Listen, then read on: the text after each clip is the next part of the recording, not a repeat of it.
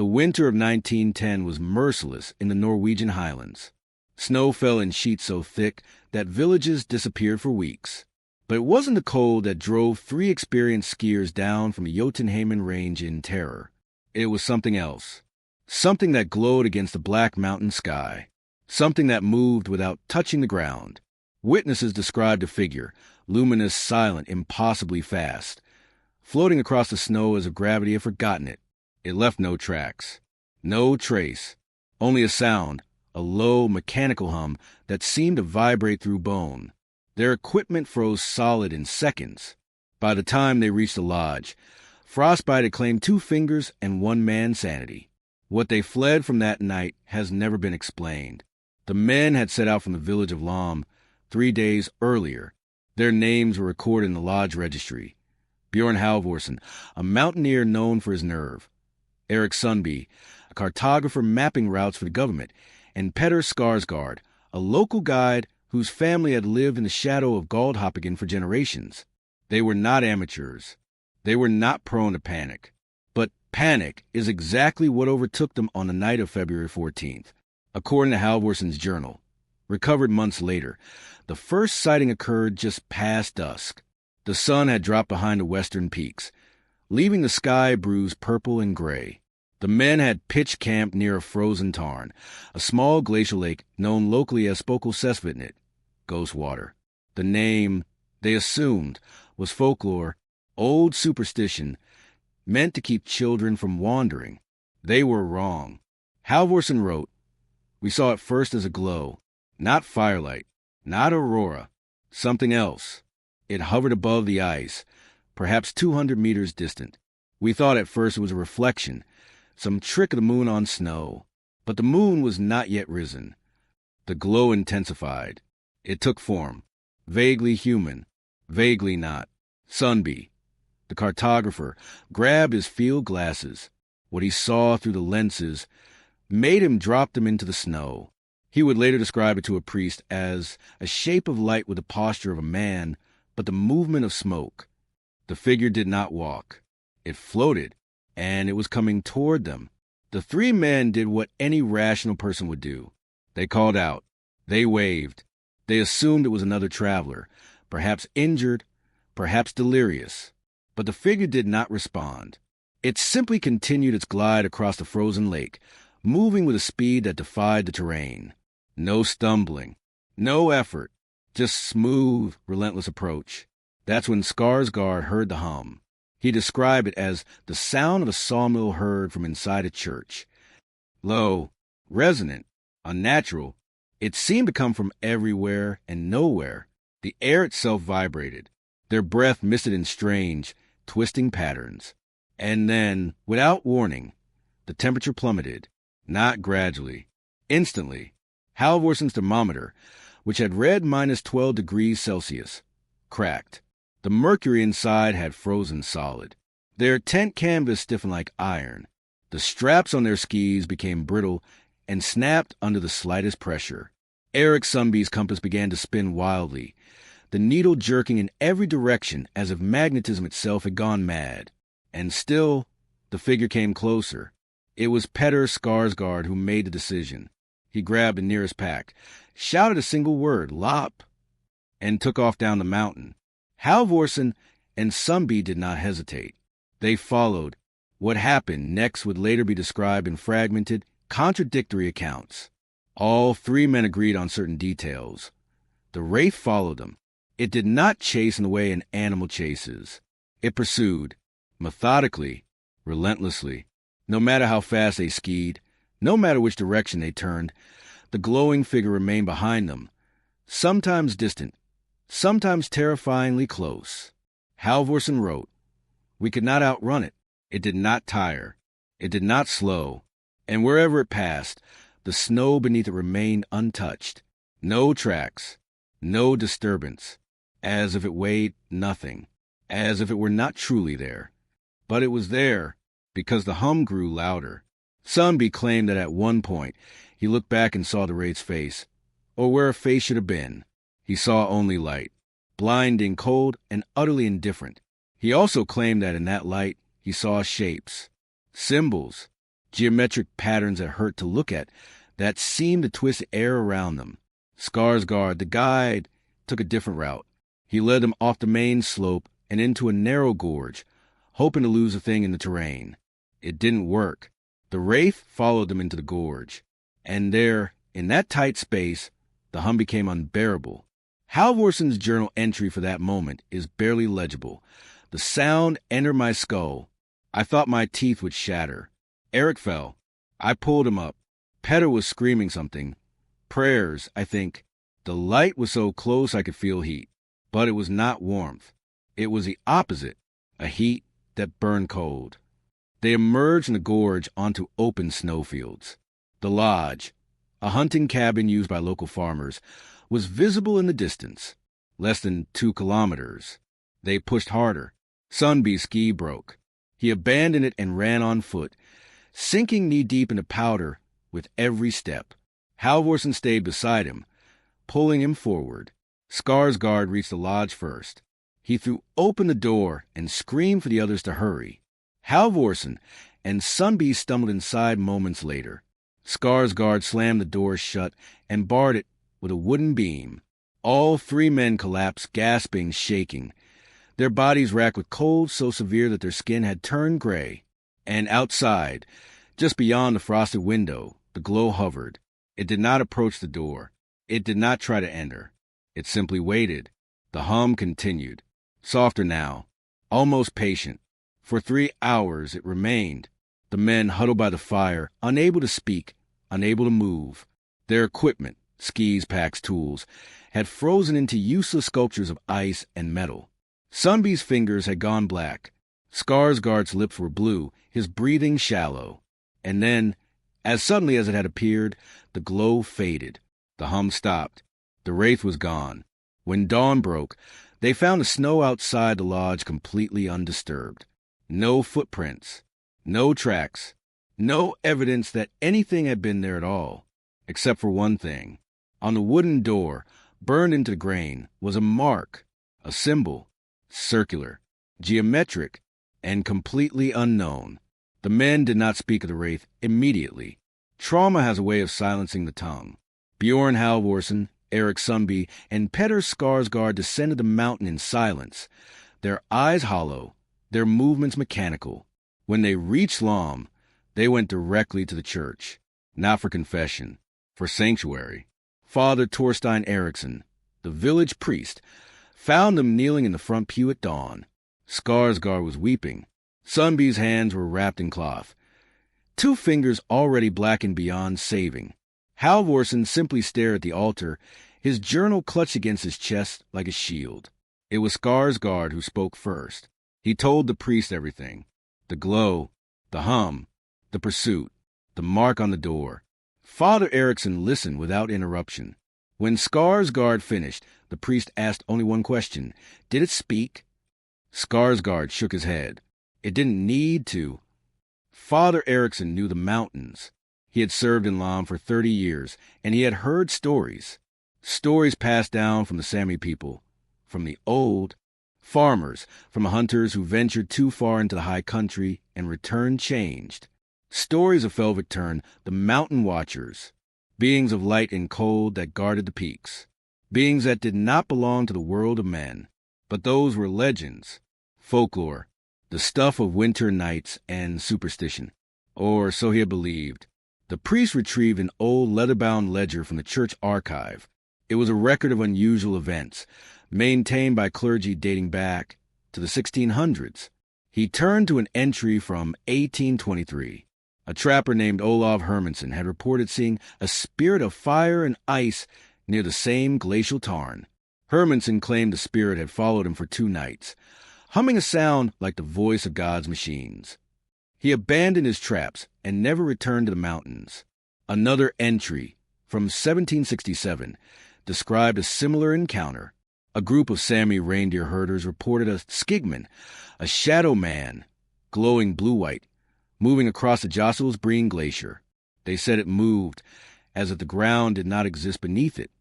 They offered it gifts of meat and bone. The offerings were found days later, untouched, encased in ice. Father Eriksson showed the ledger to Halvorsen. The mountaineer read in silence, his face growing pale. Then he opened his own journal and pointed to the symbol he had sketched. The mark burned into the lodge door. The priest's hand began to shake. He had seen that symbol before, not in Norway, in a much older text. Father Eriksson excused himself and returned with thin, crumbling manuscript. It was a copy of a medieval Icelandic saga, transcribed by monks in the 13th century. The saga spoke of the Watchers of the Ice, beings that existed before the first men came to the north. They were neither gods nor demons. They were guardians, protectors of thresholds. The saga claimed they appear at the boundaries between worlds, between earth and sky, between life and void, and they marked their territory with signs. The same circular, geometric symbol Halvorsen had drawn. Sundby, still trembling, asked a question none of them wanted to voice. What did we cross? The priest had no answer, but he made a promise. He would send word to the university in Oslo, to scholars who studied such things, to men of science who might offer explanations where faith could not. Letters were written, telegrams sent, and within 2 weeks, a response arrived. Professor Henrik Mohn, a meteorologist and polar researcher, expressed interest. He had been studying reports of unusual atmosphere phenomena in the Arctic and subarctic regions. He had heard of similar accounts: glowing figures, unexplained cold, magnetic disturbances. He believed there might be a natural explanation: aurora interference, gas emissions from volcanic vents, piezoelectric effects in quartz-rich rock. But he wanted to see the site. He wanted to see the mark. In March of 1910, Professor Mohn arrived in Lom with 2 assistants, a photographer and a portable weather station. Halvorsen agreed to guide them to the lodge. Sundby refused. He had lost 3 fingers to frostbite and vowed never to return. Skarsgård also declined. He had not slept a full night since the encounter. He spoke of dreams. Dreams where the hum never stopped. Halvorsen, Mohn, and the research team ascended into the mountains on a clear, cold day. The journey took 2 days. When they reached the lodge, they found it exactly as the men had left it. The door was still barred, the interior untouched, and the mark, the symbol, was still burned into the wood. Mohn examined it closely. He took photographs. He measured its dimensions. He noted the depth of the burn, the precision of the lines. His conclusion, written in his field notes, was cautious. The mark is too exact to be accidental, too symmetrical to be natural, origin unknown. That night, they stayed in the lodge. Mohn set up his instruments to monitor temperature, air pressure, and magnetic variation. He wanted to see if the phenomenon would repeat. It did. Just after midnight, the hum began. Mohn's assistant, a young physicist named Lars Knudsen, was the first to hear it. He woke the others. They gathered at the window and saw it.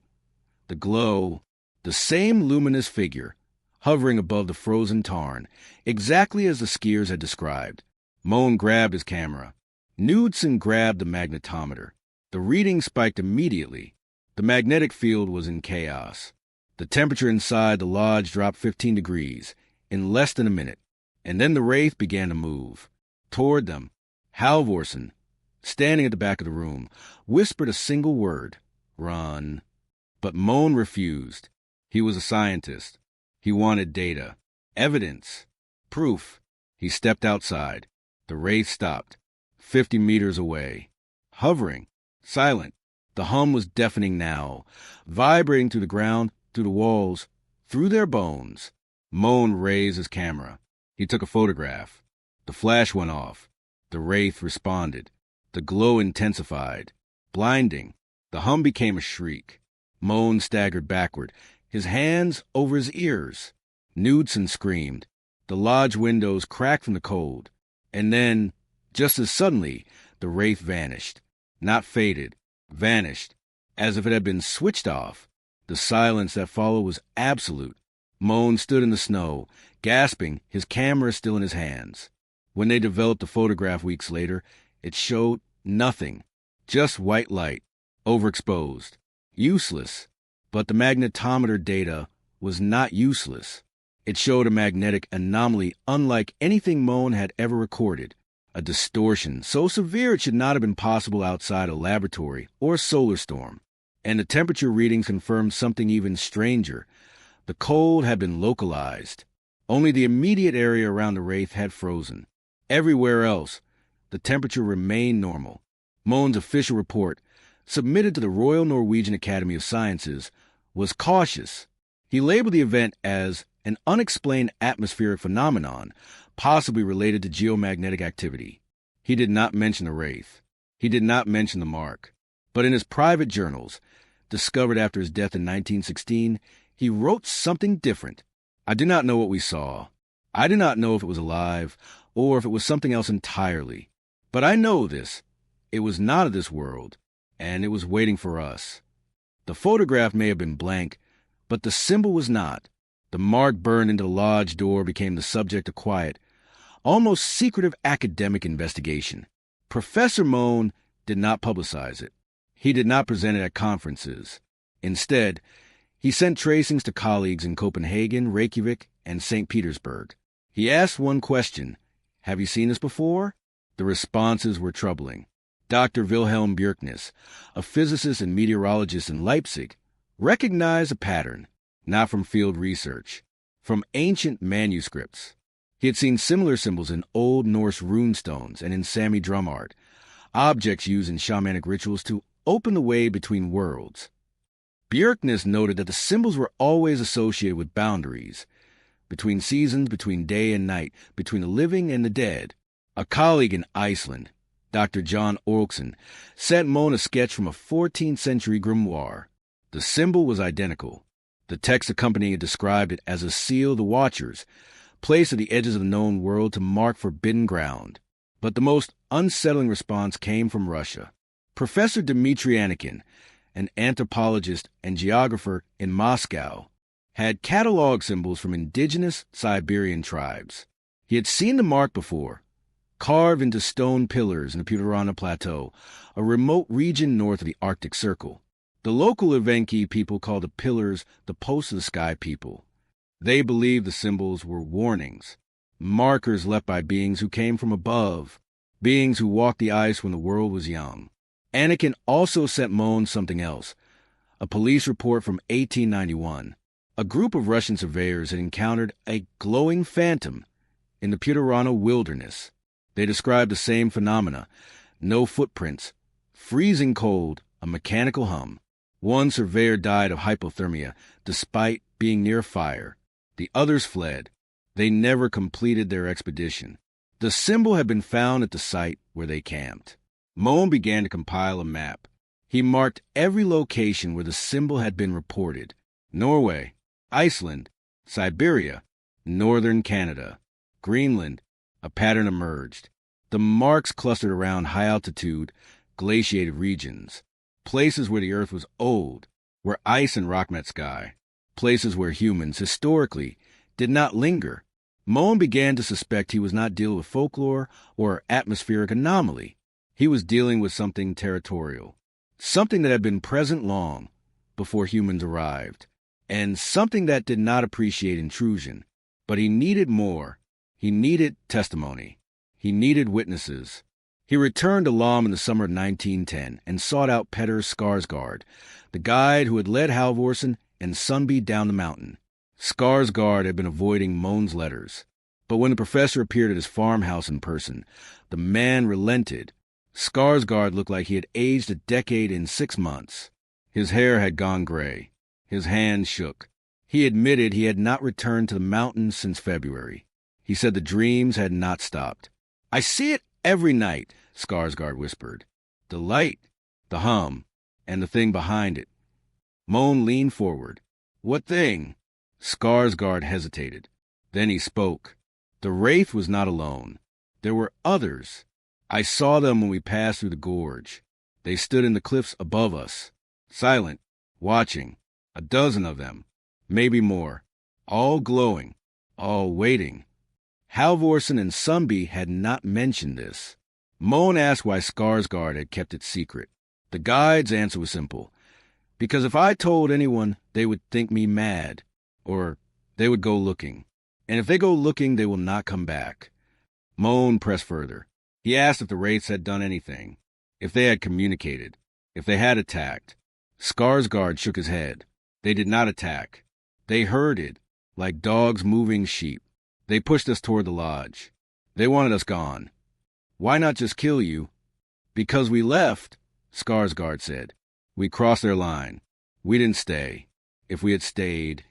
He didn't finish the sentence. He didn't need to. Moan left Lom with more questions than answers. He began to review reports of other disappearances in the Norwegian highlands. Skiers who never returned. Hunters who vanished.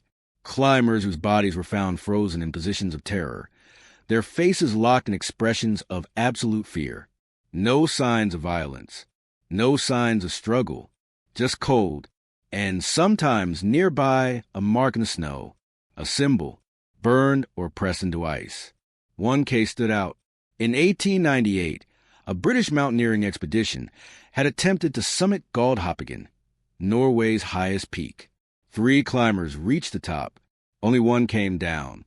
His name was Thomas Mallory, not to be confused with the Everest climber. He was found wandering near the base of the mountain, frostbitten and delirious.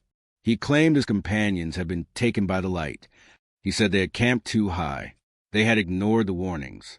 They had crossed a line they could not see. Mallory was treated for exposure and sent back to England. He never climbed again. He never spoke publicly about what happened. But in a letter to his brother, discovered in a London archive in 1954, he wrote, "We were not alone on that mountain. Something lives there. Something old. Something that does not want us near. I saw it watching from the ridge. I saw it move without walking. I heard it hum like a machine from the future. And I know with absolute certainty that it let me live only because I ran." Moan added the letter to his files. He was building a case, not for publication, for himself, to understand. He theorized that the Wraiths were a form of unknown life, possibly electromagnetic, possibly interdimensional. He speculated that they existed in a state between matter and energy, able to manipulate temperature and magnetism. He wondered if they were sentient, if they had purpose, if they were protecting something, or if they were the something being protected. In October 1910, Moan received a telegram from Halvorsen. The mountaineer was planning another expedition. He wanted to return to the Tarn. He wanted to confront the Wraith. Moan sent a reply immediately. "Do not go." Halvorsen ignored him. He departed for the mountains in early November with 2 companions. Neither had been told the full story. They believed they were on a standard surveying trip. They never returned. A search party found their camp 2 weeks later. The tents were intact, supplies untouched. The men were gone, but in the snow, surrounding the camp in a perfect circle, were symbols, dozens of them, burned into the ice, all identical to the mark on the lodge door. And in the center of the circle, frozen upright, was Halvorsen's journal. The final entry, dated November 9, 1910, contained only 5 words. "They're all around us." The disappearance of Bjorn Halvorsen was not officially investigated. The Norwegian authorities classified it as a mountaineering accident. Deaths in the high country were common. The cold was unforgiving. The terrain was lethal. 3 more bodies to add to the silent ledger of the peaks. But Professor Henrik Moan knew better. He traveled to the site himself in the spring of 1911, once the snow had receded enough to make the ascent possible. He brought with him a team of geologists, a photographer, and a priest, Father Eriksson, the same man who had first listened to the survivor's account. Moan wanted witnesses. He wanted documentation. And he wanted spiritual counsel, though he would never admit why. What they found confirmed Moan's darkest suspicions. The symbols in the snow had not melted. Despite the spring thaw, despite the sun, the marks remained, pressed into the bedrock beneath where the snow had been. Not burned, carved, etched with such precision that they appeared machine-made. Moan traced his fingers along the grooves. They were smooth, cold, and impossibly deep, nearly 2 centimeters into solid granite. The photographer took dozens of images. The geologist took samples. And Father Eriksson knelt in the center of the circle and prayed. Halvorson's journal was recovered, its pages brittle but legible. Moan read it in silence, his face growing pale. The entries from the final days described increasingly erratic behavior. Halvorson had become obsessed. He wrote of hearing the hum even during the day. He wrote of seeing the glow in his peripheral vision. He wrote of feeling watched. On November 7th, 2 days before the final entry, Halvorson wrote, "We are not meant to be here. I understand that now. This place does not belong to us. It never did. The Wraiths are not invaders. We are." On November 8th, "The hum is constant now. It is not a sound. It is a pressure. A presence. I think it is trying to communicate. I think it has always been trying. But we do not have the ears to hear." And then, the final entry on November 9th. "They're all around us." After that, nothing. No sign of struggle. No bodies. No blood. Just the symbols. And the journal, left behind like a message. Moan theorized that Halvorson and his companions had been taken. Not killed. Taken. He could not explain where or how. But the evidence suggested something beyond death. Something more deliberate. Father Erickson disagreed. He believed the men had been claimed by something spiritual. Not evil, necessarily, but ancient, powerful. Something that existed outside the bounds of Christian cosmology. He suggested the Wraiths were not creatures at all, but echoes, residual presences from a time before time. Guardians left behind when the gods departed. The geologists, for their part, offered no supernatural explanations. They suggested the symbols could have been created by freeze-thaw cycles acting on natural fractures in the rock. They suggested the hum could have been wind moving through ice caves. They suggested the glow could have been bioluminescent lichen or atmospheric reflection. But none of them could explain how the marks were identical to those found in Siberia, Iceland, and Canada. None of them could explain the localized temperature drops. And none of them could explain why Halvorson's compass, found in his tent, had been magnetized in reverse, its needle pointing south instead of north. Moan returned to Oslo and locked his findings in a private archive. He published nothing. He presented nothing. He simply withdrew from public academic life. When colleagues asked why, he offered vague answers about health and fatigue. But in letters to close friends, he admitted the truth. "I have seen something I cannot explain. And I fear that to explain it would be to invite it closer. The story should have ended there. A curiosity, a mystery buried in academic obscurity." But in 1926, 16 years after the Halvorson disappearance, something happened in Siberia. A Soviet geological survey team, working in the Puturana Plateau, reported an encounter with a luminous aerial phenomenon. The report, declassified in the 1990s, described a glowing, humanoid figure that appeared near their camp at night. It moved without sound. It left no tracks. It emitted a low-frequency hum that caused nausea and disorientation. The team fled. One member, a geologist named Yuri Kolorat, stayed behind to photograph the phenomenon. He was found 3 days later, frozen to death despite wearing full winter gear. His camera was intact. The film inside showed only one image, a blinding white light, and next to his body, carved into the permafrost, was the symbol, the same symbol from Norway, from Iceland, from Greenland. Soviet authorities suppressed the report, but word spread through academic networks. Moan, now elderly and in declining health, heard about it. He sent a letter to the Soviet Academy of Sciences, requesting access to the site and the photograph. His request was denied, but a colleague in Leningrad, Dr. Anatoly Fedorov, managed to obtain a copy of the report and sent it to Moan secretly. Along with it, he included a note. "This is not isolated. There have been others. We are being watched. And we are being warned." Moan died in 1927, 1 year after receiving Fedorov's letter. His personal files were donated to the University of Oslo. They remained largely ignored until 1982, when a graduate student named Ingrid Solberg began researching early 20th century polar exploration. She stumbled upon Moan's archive and found the Halvorson journal, the photographs, the symbols, and the correspondence. She published a paper titled "The Wraith Phenomena, an Unexplained Pattern in High-Latitude Encounters." It received little attention outside of fringe academic circles, but it sparked renewed interest in the 1910 incident. Cryptozoologists, UFO researchers, paranormal investigators all began to examine the case, and they found more. In 1947, a Canadian trapper in the Yukon reported seeing a ghost light moving across a glacier. It followed him for hours. He described a hum, a cold, a feeling of being herded. He survived, but he found a mark carved into a tree near his cabin, the same symbol. In 1963, an American research team in Greenland photographed strange lights moving over the ice cap. They described them as intelligent. The lights responded to radio signals. They moved in patterns. And when the team approached, the temperature dropped so fast that their equipment failed. No symbol was found. But one researcher, Dr. Alan Frost, later wrote in his memoir, "I believe we encountered something old, something that has been here longer than we have. And I believe it is still here, waiting." The pattern was undeniable. The encounters were consistent. But no explanation ever satisfied all the evidence.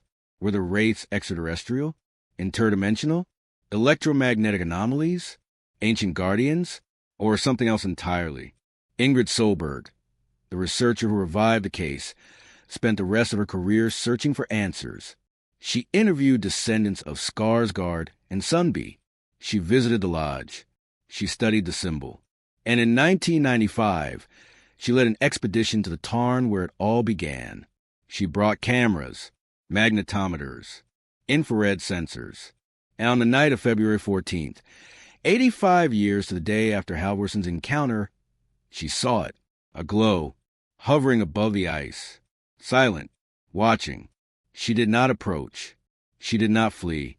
She simply stood and observed. And after 10 minutes, the wraith faded. Solberg's equipment recorded nothing. No temperature change. No magnetic disturbance. But her notes, written that night, contained a single line. "It knows we remember." Ingrid Solberg's 1995 expedition was not the end. It was, in many ways, a new beginning. The footage she recorded, grainy, infrared, inconclusive, sparked debates that continue to this day. Was the glow a genuine anomaly? A trick of light? A hoax? Skeptics dismissed it. Believers clung to it. But Solberg herself remained cautiously silent. In interviews, she refused to speculate. She only repeated what she had written in her field notes. "It was there. I saw it. That is all I can say." But others had seen it too, and their stories began to surface. In the late 1990s and early 2000s, online forums dedicated to unexplained phenomena began compiling reports from across Scandinavia. Hikers, skiers, hunters, all describing the same thing: a glowing figure, a hum, a cold that didn't make sense, and, in many cases, a feeling of being turned around, as if the landscape itself had shifted to push them away. One account, from a Swedish mountaineer named Lars Edström, stood out. In 1998, Edström was climbing in the Kebnekaise range when he encountered what he described as a wall of cold air. The temperature dropped so suddenly that his breath crystallized mid-exhale. His GPS stopped working. His compass spun, and then he saw the light. It appeared on a ridgeline above him, motionless, silent. Edström did what the skiers in 1910 had done. He ran, but unlike them, he turned back. He had to. His climbing partner was still at the summit. Edström ascended again, slower this time, keeping his eyes on the glow. It did not follow him. It simply watched. When he reached the summit, his partner was gone. No signs of struggle. No footprints. Just a mark carved into the rock. The symbol. Edström took a photograph and descended. Alone, his partner was never found. The photo Edström took was analyzed by multiple experts. Geologists confirmed the mark was not natural. Cryptographers noted its similarity to other symbols in Mohn's archive. And when the image was enhanced, something else appeared in the background of the photo. A second glow, faint, distant, watching from another peak. Edström never climbed again. He moved to Stockholm and refused all further interviews. But in 2003, he published a short essay in a Norwegian mountaineering journal. It was titled, "What Watches from the Heights?" In it, he argued that the wraiths were not hostile. They were territorial. They marked boundaries. And those who respected the boundaries were allowed to leave. His partner had not left. His partner had stayed at the summit too long. And the wraiths had responded. Edström's theory gained traction. Researchers began to map the encounters. They noted that fatalities and disappearances were rare. Most people who saw the wraith survived.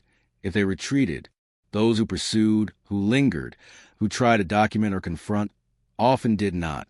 It was as if the wraiths were enforcers, not of law, but of limit. Dr. Solberg, now in her 60s, collaborated with a team of anthropologists and historians to explore the cultural context of the symbols. They found references in Sami oral traditions, stories of the bright ones who lived in high places, who guarded the sacred peaks, who punished those who took too much or stayed too long. The Sami did not fear them. They respected them. They left offerings. They sang songs to announce their presence. They asked permission before entering certain valleys. And, critically, they never tried to chase the lights. They are not ours to follow, one elder told Solberg in 2001. They are the mountain's breath. They are the ice's dream. And they do not want us there. Solberg began to wonder if the wraiths were not beings at all, but something more fundamental. Manifestations. Echoes of the earth itself. A kind of consciousness woven into geology, the magnetism, the frozen air. She theorized that high-altitude, low-temperature environments might create conditions where reality became thin, where something other could press through. She called it the threshold hypothesis, the idea that certain locations on Earth were not fully anchored in the material world, that they flickered, that they allowed passage, or at least observation, from something beyond. It was a radical idea. It was mocked in mainstream academia. But in fringe circles, among quantum physicists exploring consciousness, among mystics studying sacred geography, among indigenous knowledge keepers who had always known, it resonated.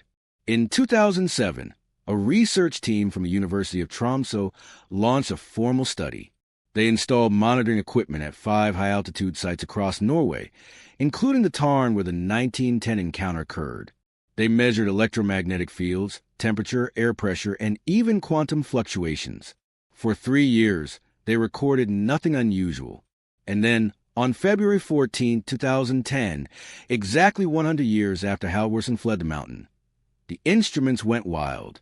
Temperature at the tarn dropped 40 degrees in less than 60 seconds.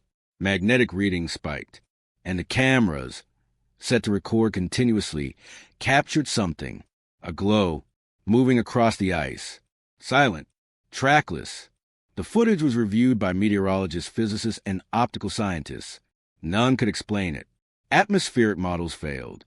Light refraction couldn't account for the movement, and the magnetic data suggested the presence of a massive, localized field, something that should not exist in nature. The university published the findings in 2011. The response was divided. Some hailed it as the first scientific evidence of the Wraith phenomenon. Others dismissed it as equipment malfunction or misinterpretation. But for those who had been watching, who had been listening, it was confirmation. The Wraiths were real. They had been real in 1910. They were real in 2010. And they would be real long after. Dr. Solberg, now retired, gave one final interview in 2015. She was asked if she believed the Wraiths were dangerous. Her answer was careful, measured. I believe they are indifferent. We are not their concern, but we cross their territory. We mark their land with our trails, our camps, our ambitions. And they respond, not with malice, with correction. They push us back. They remind us that the mountains are not ours. And if we forget that, they remind us more forcefully. She was asked what advice she would give to someone planning to climb in the Norwegian highlands. She smiled. Thin, sad. Respect the cold. Respect the silence. And if you see a light where no light should be, don't follow it. Just leave.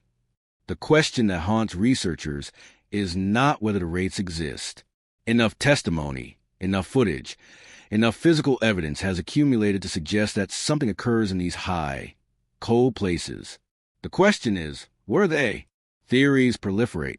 Each generation offers new explanations, filtered through the lens of contemporary science and belief. In the early 20th century, they were ghosts, spirits of the mountain. In the mid-century, they were extraterrestrial, visitors from beyond. In the late century, they were dimensional, bleed-throughs from parallel realities. And now, in the 21st century, they are discussed in terms of quantum fields, geological consciousness, and emergent phenomena. But none of these explanations fully satisfy, because the wraiths do not behave like ghosts. They do not behave like aliens. They do not behave like hallucinations or atmospheric tricks. They behave like guardians, deliberate, patient, unyielding. In 2012, a physicist named Dr. Karen Helstad proposed a controversial theory. She suggested that the wraiths were not entities at all, but interfaces, boundary markers between human perception and something much older, something embedded in the Earth's electromagnetic field. She theorized that certain geological formations, particularly those involving quartz-rich granite and glacial ice, could create natural piezoelectric effects. These effects, under the right conditions, might generate localized electromagnetic fields strong enough to affect human neurology. In other words, the wraiths might be real, but they might also be reflections of our own minds interacting with an environment we barely understand. Helstad's theory gained traction among neuroscientists studying altered states of consciousness. Experiments show that exposure to specific electromagnetic frequencies could induce feelings of presence, hallucinations of light, and auditory phenomena, including low-frequency hums. But the theory had a flaw. It could not explain the symbols. Hallucinations do not carve granite. Electromagnetic fields do not burn wood. The marks left by the wraiths were physical, persistent, identical across time and geography. Dr. Helstad revised her theory. She proposed that the wraiths were semi-physical manifestations that existed at the intersection of electromagnetic energy and matter. She suggested they might be a form of emergent intelligence, born from the conditions of the environment itself, not alive in the biological sense, but aware, reactive, protective.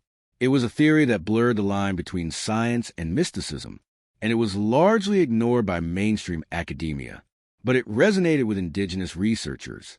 In 2014, a Sami scholar named A.O. Gaup published a paper titled The Old Ones and the Bright Ones, a re-examination of Nordic indigenous cosmology. In it, she argued that Western science had been asking the wrong questions. The wraiths were not a mystery to be solved.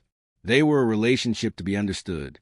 Gaup pointed to centuries of Sami tradition. The Siedi sacred stones and natural formations were believed to be inhabited by spirits, not metaphorically, literally. These spirits were not worshipped. They were negotiated with. The Sami understood that certain places had presence, had will, and that to enter those places required respect, ritual, and sometimes sacrifice. The wraiths, Gaup argued, were one such presence. They were not invaders. They were not anomalies. They were part of the landscape, part of its memory, part of its defense. She interviewed elders who had seen the lights. They did not describe fear. They described recognition. One elder, a Noedi shaman named Nilsislak Valkiapa, told her, "The bright ones are the mountain's eyes. They watch. They remember. They do not hate us, but they do not welcome us either. We are guests. And guests who overstay are asked to leave." Gaup's work challenged the entire framework of the investigation. It suggested that the wraiths could not be understood through instruments or theories alone. They had to be understood through experience, through relationship, through humility. And yet, the encounters continued, not just in Norway. Reports came from Alaska, from the Canadian Rockies, from the Himalayas, from the Andes. Glowing figures. Cold. Symbols. The pattern was global. In 2018, a team of researchers attempted to catalog every known encounter. They compiled over 300 reports spanning 2 centuries. The data showed clear trends. Encounters occurred almost exclusively above 2,000 meters elevation. They were more frequent in winter, but not exclusive to it. They cluster around glacial or volcanic formations. Witnesses who fled survived. Witnesses who pursued often did not. The symbols appeared in 68% of cases where physical evidence was recovered. But one detail stood out above all others. In every encounter where multiple witnesses were present, the wraiths appear to select who to follow, not randomly, deliberately. The person who led the group, the person who had ventured farthest, the person who had shown the least respect. It was as if the wraiths were teaching. Dr. Solberg, now in her 80s, read the 2018 report with great interest. In a private letter to the lead researcher, she wrote, "We have been treating this as a mystery, but perhaps it is a message. And the message is simple. You are not alone. You are not supreme. And the wild places are not yours to claim." She passed away in 2021, having spent over 40 years studying the phenomenon. She never claimed to have solved it, only witnessed it. And in her final published essay, written just months before her death, she offered a conclusion. "I do not know what the wraiths are, but I know what they do. They guard, they warn, they correct, and in doing so, they remind us of something we have forgotten, that the earth is older than we are, that it has its own rhythms, its own presence, and that we are not the only ones watching." The lodge still stands, high in the Jotunheimen Range, near the frozen tarn known as Ghost Water. The small wooden structure remains a waypoint for climbers and skiers. Its door, replaced decades ago, bears no symbol. But the old door, the one burned with the mark in 1910, was removed and preserved. It now resides in the archive of the Norwegian Mountain Museum in Lam, stored in a climate control vault, rarely displayed. But the mark endures, carved into stone, burned into wood, pressed into ice. It has been found over 300 times in the past century, each discovery cataloged, each photograph analyzed, and yet no definitive meaning has ever been assigned. Linguists find no language. Mathematicians find no code. Mystics find only symbolism, circles within lines, angles suggesting motion, suggestion of passage. One researcher, Dr. Emil Kravik, proposed in 2019 that the symbol was not a message at all. It was a signature, a mark of presence, a way of saying, "We were here, we are here, we will be here." It was as close to an answer as anyone had come. The encounters, too, continue. Not frequently, not predictably, but they happen. Modern climbers, equipped with GPS and satellite phones, still report seeing lights, still report the hum, still report the cold, and still, occasionally, they vanish. In 2016, a solo hiker disappeared in the Lingen Alps of northern Norway. Her name was Sophie Berntsen. She was experienced, well-equipped. She checked in by satellite phone every evening. On the fourth night, she reported seeing something strange on the ridge. Her voice was calm, curious. She said she was going to investigate. She never called again. Search teams found her campsite intact, her gear untouched, her phone still charged, and carved into the rock beside her tent was a symbol. Sophie's family demanded answers. The authorities conducted an extensive search. Helicopters, drones, ground teams. Nothing. No body. No trace. But one search and rescue volunteer, a man named Josti Mikkelsen, reported something unusual. On the third day of the search, while scanning a distant glacier with binoculars, he saw a glow. Faint, brief. It moved across the ice and disappeared behind a ridge. He radioed the observation. The team investigated. They found nothing, but they did find something else. In the snow, in a place no one had walked, were tracks, not footprints, patterns, circular, precise, repeating, as if something had hovered there, its energy pressing into the surface. Mikkelsen later told a reporter, "I've worked search and rescue for 20 years. I've seen accidents. I've seen avalanches. I've seen people make bad decisions. But I've never seen anything like that. It was like the snow had been marked, like something wanted us to know it had been there." Sophie Berntsen was declared missing, presumed dead, in 2017. Her case file remains open. The phenomenon, once relegated to folklore and fringe science, has begun to attract serious attention.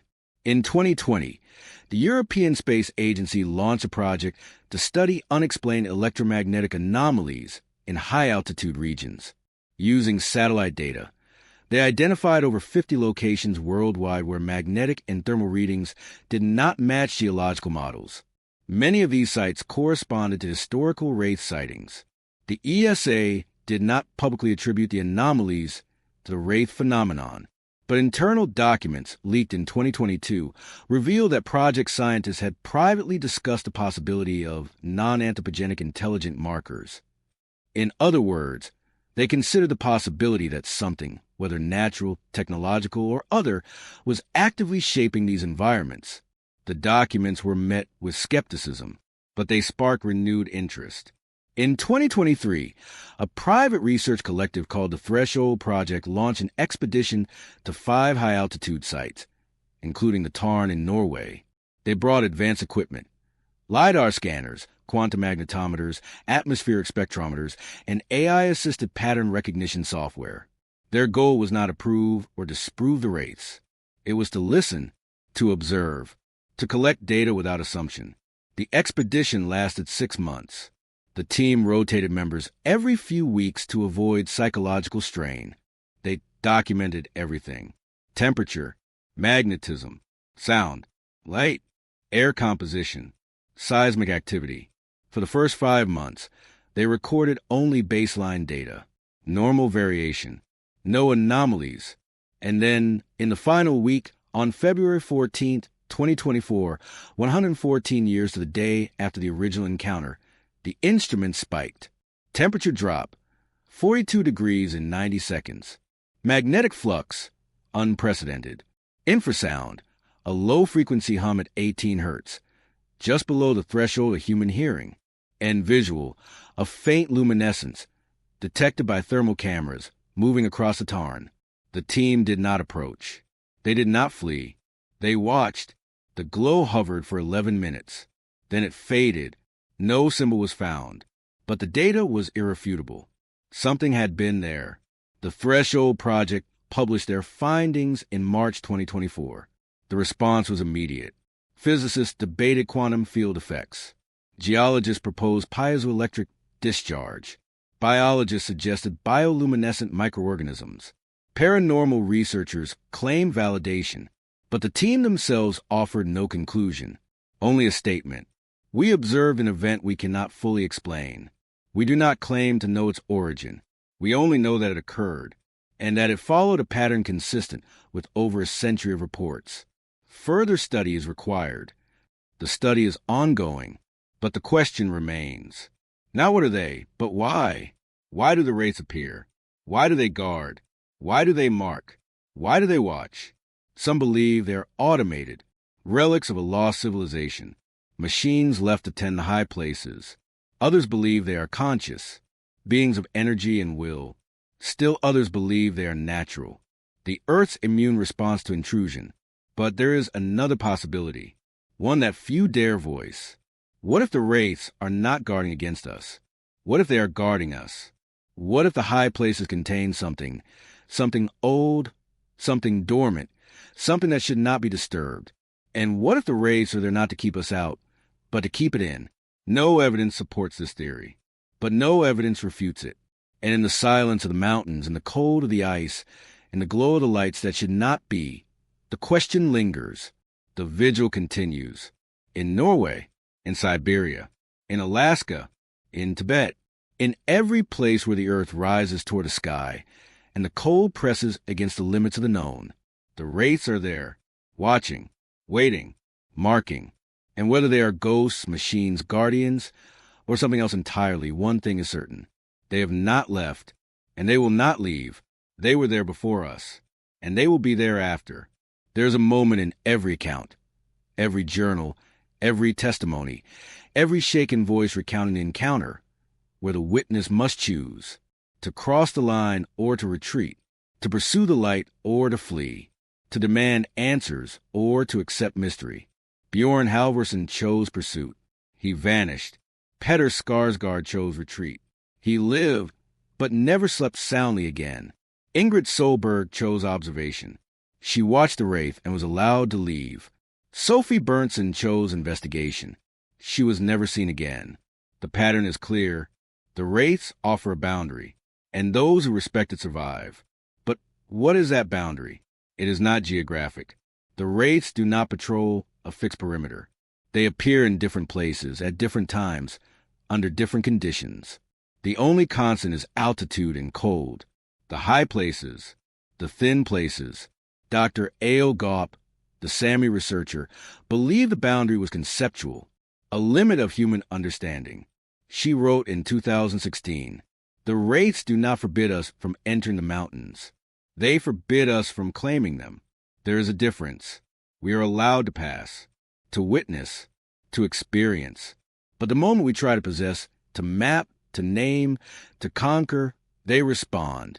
They remind us that these places do not belong to us. They belong to themselves." This interpretation resonated with mountaineers, many of the most respectful climbers, those who approach peaks with humility, who leave no trace, who honor the land, report no encounters. Or, if they do, the encounters are brief, observational. The wraith appears. The climber acknowledges it, and both move on. It is the ones who dig, who build, who carve their names into stone, who refuse to leave. Those are the ones who vanish. In 2021, a documentary filmmaker named Henrik Lund attempted to capture footage of the wraiths. He installed remote cameras at the tarn. He set up motion sensors. He camped for 3 weeks, waiting. On the 18th night, the equipment triggered. The cameras captured a glow, moving, hovering, approaching. Lund grabbed his handheld camera and stepped outside. He filmed for 2 minutes. The wraith was less than 50 meters away. Clear, undeniable, luminous. And then it stopped. Lund later described the moment as a recognition. He said the wraith seemed to see him, not just observe. See, understand. And in that understanding, he felt something he could not articulate. A pressure, a presence, a warning that was not hostile, but absolute. He lowered his camera. He stepped back into his tent. He did not film again. The wraith faded. Lund returned to Oslo with his footage. It was the clearest video ever captured. Stable, well-lit, undeniable. Experts analyzed it. No signs of manipulation. No digital artifacts. No atmospheric explanation. But Lund refused to release it publicly. He showed it only to researchers, to scientists, to indigenous knowledge keepers. And when asked why he would not share it with the world, he said, "Because it's not ours to share. I was allowed to see it. I was allowed to record it. But I was not given permission to broadcast it. And I will not cross that line." The footage remains in a private archive, seen by fewer than 30 people. And those who have seen it describe the same feeling Lund did. Not fear, not wonder, but respect. A recognition that they were witnessing something that existed on its own terms. Something that did not need human validation. This restraint is rare. In an age of virality, of documentation, of the need to prove and share, Lund's choice stands out. And perhaps that is a lesson. The wraiths do not fear exposure. They have been seen, filmed, studied for over a century. They have not hidden. They have not retreated. They have simply continued. What they seem to demand is not silence. It is humility. In 2023, a group of Sami elders, led by Nilsislak Valkeappa's grandson, performed a traditional ceremony at the tarn. It was the first time in over a century that indigenous ritual had been conducted at the site. The ceremony was private. No cameras. No outsiders. Only the participants and the mountain. Afterward, one of the elders, a woman named Sigrid Hedda, spoke briefly to a journalist. She did not describe what happened during the ceremony, but she said, "We did not come to ask for answers. We came to offer respect, to say, we know you are here. We know you watch, and we will not forget." That night, witnesses in the nearby valley reported seeing lights on the ridge. Not one, several, moving in patterns. Slow, deliberate, and then gone. No scientific instruments were present. No data was collected, only the testimony of those who saw. And for many, that was enough, because the truth, elusive as it is, may be simpler than any theory. The wraiths are not a mystery to be solved. They are a presence to be acknowledged. They mark the places where the world is still wild, where human dominion ends, where the earth retains its own voice, its own will, its own guardians. And they will continue to appear on cold nights, on high ridges, in the places where the air is thin and the light is strange. They will glow. They will hum. They will carve their symbols into stone and ice. And those who see them will have to choose, to claim or to witness, to conquer or to respect, to cross the line or to honor it. The wraiths do not care which choice we make. They will respond accordingly. But the mountain remembers. The ice remembers. The light remembers. And those who forget, those who push too far, who take too much, who refuse to listen, will find themselves standing in the snow, surrounded by symbols they cannot read, hearing a hum they cannot escape, watching a glow that should not exist. And they will understand, too late, that they were never alone. They were never in control. They were only ever allowed. Every year, on February 14th, researchers return to the tarn. Not all of them, not in great numbers, but enough. Climatologists, historians, cryptozoologists, indigenous knowledge keepers. They come quietly. They set up instruments. They watch. Sometimes nothing happens. The night passes in silence. The cold remains ordinary. The stars wheel overhead, indifferent. But sometimes the glow appears. And when it does, no one speaks. No one approaches. They simply observe. They record. They bear witness. Because that is what the wraiths seem to allow. Witness, memory, respect. In 2025, on the 115th anniversary of the original encounter, a memorial plaque was installed at the lodge. It does not mention monsters. It does not sensationalize. It simply reads, "In memory of Bjorn Halvorsen, Eric Sundby, and Petter Skarsgård, who climbed into mystery and returned with questions, may we honor their courage by seeking not to conquer the unknown, but to coexist with it." The plaque was funded by the descendants of survivors and by researchers who had spent their lives studying the phenomenon. At the unveiling, Ingrid Solberg's daughter, Anna, spoke. She said, "My mother believed that the wraiths were not our enemies. She believed they were mirrors, that they reflected back to us what we brought to the mountains. Fear, if we came with arrogance. Peace, if we came with humility. And she believed that if we could learn to see them as they are, not as threats, not as curiosities, but as others with their own existence, we might finally understand what it means to share a world." The wraiths did not appear that night, but the sky was clear, the stars bright, and in the silence there was a sense, felt by many, spoken by none, that something was listening. The mystery endures. It may always endure, because some things are not meant to be solved. Some things exist at the edges of understanding, where knowledge dissolves into wonder, where certainty gives way to awe. The wraiths are one such thing. They glow in the dark. They hum in the silence. They carve their marks into the ancient stone. And they watch. They have always watched. And they will continue to watch long after the last human has climbed the last mountain, long after the glaciers have melted or reformed, long after our names and our nations and our stories have been forgotten, because they are not part of our world. We are part of theirs. And in the cold, in the high places, in the liminal spaces where earth meets sky and the known meets the unknown, they remain. The watchers, the guardians, the wraiths of the mountain, eternal, silent, unbroken,